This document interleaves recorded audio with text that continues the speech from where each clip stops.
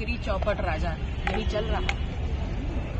मैंने आप सभी के समक्ष जिस मुद्दे को उठाया, मुझे कल भी वक्त नहीं दिया गया और आप सभी ने देखा कि मैं कल रात 11 बजे तक इसी विधानसभा परिसर में आंदोलनरत थी। मैं यहाँ पर उसे बैठी हुई थी और उसके बाद संसदीय कार्य मंत्री जैसा अनुभवी और वरिष्ठ व्यक्ति और विधानसभा अध्यक्ष का प्रतिनिधित्व करते हुए प्रमुख सचिव जैसा सीनियर ब्यूरोक्रेट आते हैं, मुझे आश्वासन देते हैं कि आज आपकी बात सदन में उठने का आपको मौका मिलेगा और मैंने उनकी बात का विश्वास किया। लेकिन आज भारतीय जनता पार्टी की सरकार और सदन के अध्यक्ष ने अपना चाल चरित्र और चेहरा दिखा दिया। उन्होंने ये बताने का काम कर दिया कि उनका एजेंडा हिंदू मुस्लिम या मंदिर मस्जिद है और उसी की आड़ में वो इस प्रदेश को लूटेंगे, लेकिन भ्रष्टाचार पे बात नहीं होगी। देखिए, मेरा उद्देश्य भ्रष्टाचार पे राजनीति करने का नहीं था। मैं सिर्फ सरकार में हुए एक बड़े घोटाले को सबके सामने लाना चाहती थी और उस पर जवाब चाहती थी। तो मुझे मौका नहीं दिया गया क्योंकि माननीय विधानसभा अध्यक्ष की जो प्रतिबद्धता है वो सदन और इस प्रदेश की जनता के लिए नहीं है। उनकी प्रतिबद्धता सिर्फ बीजेपी के लिए है और वो पूरी तरीके से बीजेपी के एजेंट की तरह काम कर रहे हैं। मैं ये चाहती हूँ कि आप सब लोग अपनी जिम्मेदारी समझते हुए, जहाँ एक भ्रष्टाचार से पर्दा मैंने उठाने का काम किया है, आप सभी लोग इस सरकार के हर विभाग पर पैनी निगाह रखें। आप सभी को एक एक फाइल बड़ी आसानी से मिल जाएगी जिसमें घोटाले के नामो निशान दर्ज होंगे। डॉक्टर साहब, ऐसा कहा जा रहा है कि आप जो बात उठाना चाहती है उसमें सरकार के एक मंत्री घिरते नजर आ रहे हैं, शायद इसलिए सदन में आपको अपनी बात में रखने दी जा रही है। मैंने यही बात तो कही कि बड़ी चालाकी से ये चौपट नगरी अंधेर राजा वाला चीज हो रही है कि बड़ी चालाकी से भारतीय जनता पार्टी और विधानसभा अध्यक्ष मुझे नियमों का हवाला देकर के बड़ी बेशर्मी से अपनी सरकार में जो घोटाले हुए हैं, जो भ्रष्टाचार हुए हैं, उस पर लीपापोती कर रही है और उसको छुपाने का काम। पटेल जी, इस मामले को आप कहां तक स्टैंड करेंगे? हाँ, अगर विधानसभा सत्र के दौरान ये बात आपको नहीं रखने दी गई तो क्या आगे इस पर संघर्ष? अब आगे जो मैं करूंगी वो आपको देखने को मिलेगा। कल देर रात आप उठी तो क्या आश्वासन मिला था? आश्वासन कितना पूरा हुआ?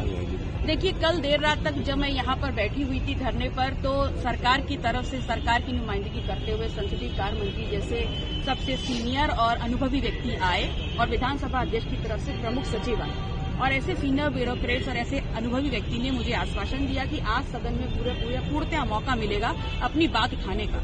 और मैंने विधिवत तरीके से बैठ करके अपनी टर्न आने का इंतजार भी किया, लेकिन मुझे पुनः सुसंगत और नियमों का हवाला दे करके उसका पटाक्षेप कर दिया गया और पुनः मुझसे बोल दिया गया कि आज भी बैठेंगी क्या आप? पिछड़ों को आज भी बैठेंगी क्या आप? अब मैं जो आगे करूंगी वो आप सब देखिए। पिछड़ों के मुद्दे पर आप लगातार बोल रही हैं। अगर आज देखा जाए तो योगी जी ने अपने संबोधन में साफ तौर पर कहा है कि 69,000 शिक्षक भर्ती में उन्होंने 32,000 से ज्यादा पिछड़ों को नौकरी दिलाई। क्या प्रतिक्रिया रहेगी आपकी?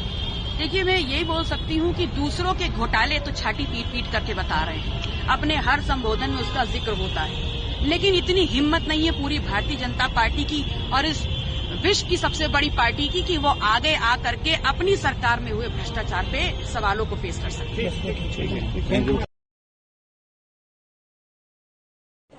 इसी मांग को लेकर के और सरकार की तरफ से संसदीय कार्य मंत्री जो बहुत ही अनुभवी वरिष्ठ व्यक्ति हैं और विधानसभा अध्यक्ष की जगह से प्रमुख सचिव हैं, मुझे आश्वासन दिया कि आज मुझे बोलने का मौका मिलेगा और मैंने इसकी लिखित सूचना भी दी और मैं अपनी टर्म का वेट करती हूँ, उनका विश्वास करते हुए। लेकिन आज भी मुझे नियमों का हवाला देकर के बोलने का मौका नहीं दिया। तो कहीं न कहीं भारतीय जनता पार्टी अपना चाल चरित्र और चेहरा दिखा रही है कि दूसरों के घोटालों के बारे में तो अपने हर व्याख्यान में बात करेंगे, लेकिन जब अपने घोटाले उजागर होंगे तो उसको बड़ी बेशर्मी से छुपाने का काम कर रही है। इनके एजेंडे में सिर्फ हिंदू मुस्लिम है, मंदिर मस्जिद है और उसी की आड़ में ये इस प्रदेश को लूट रहे हैं और भ्रष्टाचार को बढ़ावा दे रहे हैं। तो क्या ये भ्रष्टाचार पूरे प्रदेश में हुआ है और अगर अपनी बात रखना चाहती हैं तो क्या हवाला दिया जा रहा है? देखिए, गोरखपुर को छोड़ करके बाकी सभी पॉलिटेक्निक में ये भ्रष्टाचार हुआ है, अवैध वसूली हुई है, घोटाला हुआ है। इसके सारे प्रमाण मेरे पास भी हैं और स्वयं इस सरकार के पास भी हैं।